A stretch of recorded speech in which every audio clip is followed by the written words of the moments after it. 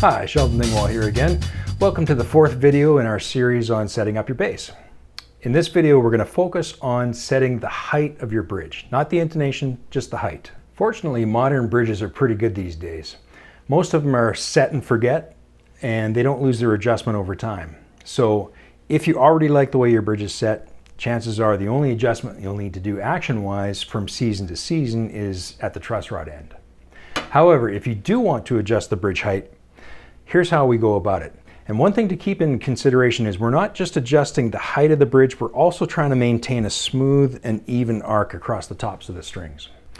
So to show you what I mean and how you view that smooth, even arc, take a look at how Graham is holding the bass. He's holding it like this. He's looking at a very low angle, almost parallel to the top surface of the body, and just rotating the bass ever so slightly just to get an idea of how the individual string heights are and how they relate to each other. So just to illustrate this, we've lowered the D string lower than it should be. And you can see, if you look carefully, it is subtle, but you can see that the D string is noticeably lower than the other strings. It doesn't have that nice smooth arc.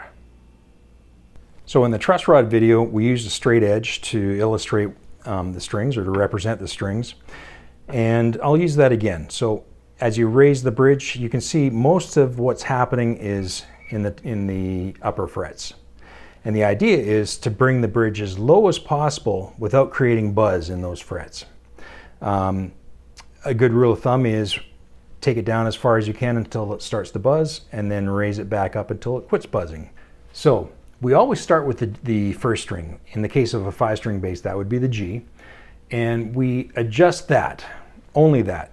We adjust the G string down as far as it can and play while we're doing that to check for buzz. And once we find a spot that we're happy with, then that becomes our bass line. That's where we adjust the rest of the strings to.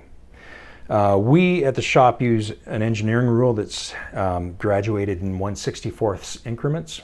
And so our specifications are 3/64 for a really low action, 4/64 for a medium low action, and 5/64 for a medium action. Then every second string is 1/64 higher. Now that gets a little hard to measure, especially if you don't have an engineering rule.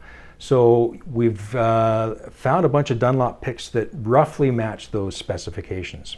The Dunlop .38 millimeter pick is exactly 1/64. A Dunlop 2 millimeter pick is almost exactly 5/64. And so if you can slide a 5/64 pick underneath the G string at the 12th fret, then you've got a good bass line for a medium action. We use a 2 millimeter pick for the G string. We can just add a .38 millimeter to add 1/64 to measure our A.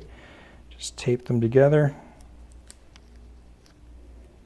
Got a nice little handle that we can slide under the A. And then for the B string, add one more .38 millimeter pick, and now we have something for the B. When you're adjusting your bridge, it's really easy to get lost and forget where you started from. So what I recommend is keep everything in half-turn increments. And every time you make an adjustment on any particular string, write it down. If you go too far and you want to get back to where you started, just follow the piece of paper and take it back up increment by increment until you're back to where you started from.